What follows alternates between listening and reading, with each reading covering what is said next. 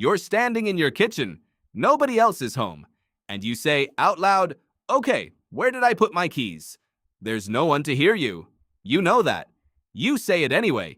Most people assume this is a small glitch, a leftover habit, maybe even a sign that something is a little off.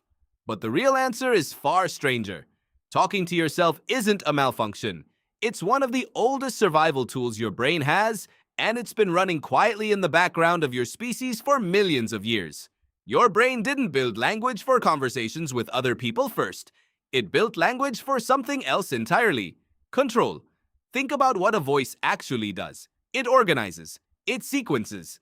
It turns a messy pile of thoughts into a single line, one word after another, moving forward in time.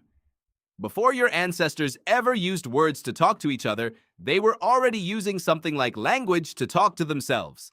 Not out loud, not yet, but the machinery was forming.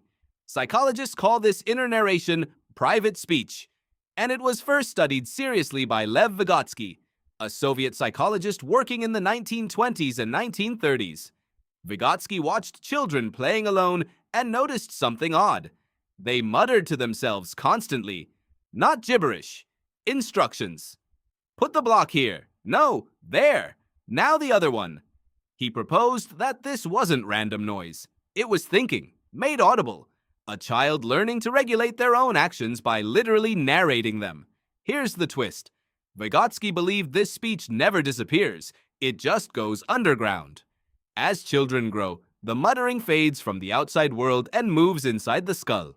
What was once whispered out loud becomes the silent voice you hear when you read, when you plan, when you replay an argument you should have won. Adults haven't stopped talking to themselves. They've just gotten quieter about it. So why does it sometimes leak back out? Why do you catch yourself narrating out loud as an adult, decades after you supposedly grew out of it? Because under certain conditions, your brain reaches for the oldest, most reliable tool it has. Difficulty is one of those conditions. Stress is another. Isolation is a third. Picture an early human, alone, tracking an animal through unfamiliar terrain. No group to lean on. No one to say, "Watch that ledge," or "The wind just shifted." In that moment, the brain does something remarkable. It splits itself in two. One part experiences. The other part narrates, warns, plans, corrects. It becomes its own hunting partner. That splitting is not a flaw in the system. It's the system working exactly as designed. Researchers have found real, measurable evidence for this in modern humans. In a series of studies published in the 2000s, psychologist Gary Lupien, working with colleague Daniel Swingley, had adults search for objects in cluttered images. Some participants silently repeated the object's name to themselves while searching. Others stayed quiet. The talkers found the object faster.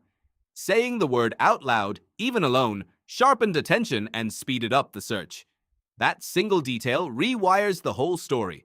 Talking to yourself isn't a sign your focus has broken down. It's often the thing rebuilding your focus in real time.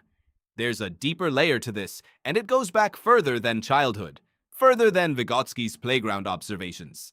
It goes back to a survival environment where being alone was dangerous, and staying sharp while alone was the difference between eating dinner and becoming someone else's. A solitary human without language would have to hold every step of a plan in raw, wordless thought. Difficult, slow, prone to losing the thread. A solitary human who could narrate, go around the ridge, stay downwind, wait for it to move.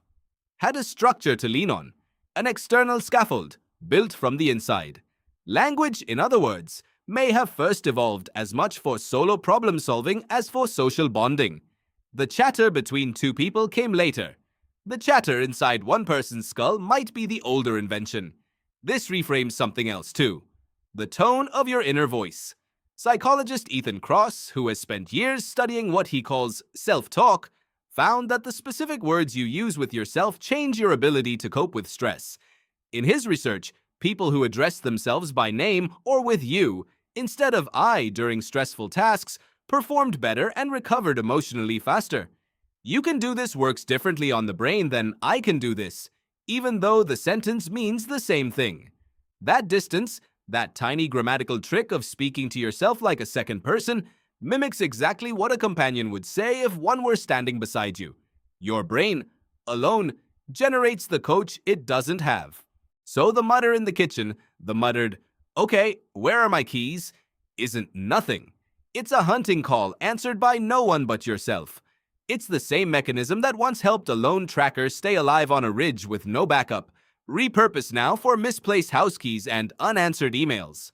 Notice when it happens. It spikes under load. Complicated tasks, tight deadlines, moments of physical isolation when no other voice is available to borrow. Notice how it often takes the form of instruction, not observation. Not, "I have lost my keys," but "find the keys." Command, not commentary. There's something almost tender in this if you look at it long enough. Millions of years of evolution left you a companion you can never lose because it is you. When the room empties out and the silence gets loud, your brain doesn't panic. It reaches for its oldest trick. It reaches for a voice, and the voice is yours. There's also a boundary worth knowing.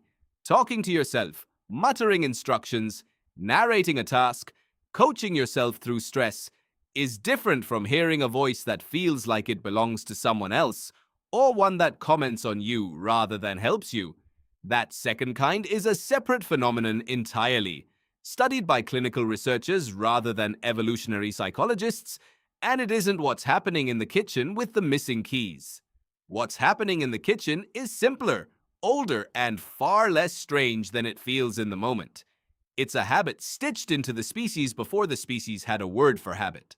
Vygotsky watched it in children. Lupien measured it in a search box on a screen.